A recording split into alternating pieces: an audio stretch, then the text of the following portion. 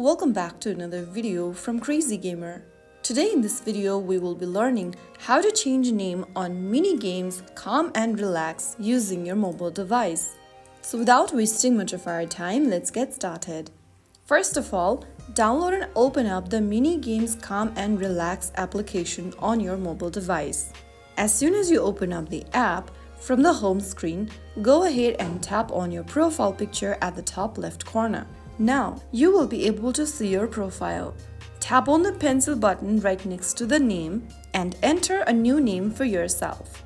After you are done, click on Done and click Confirm.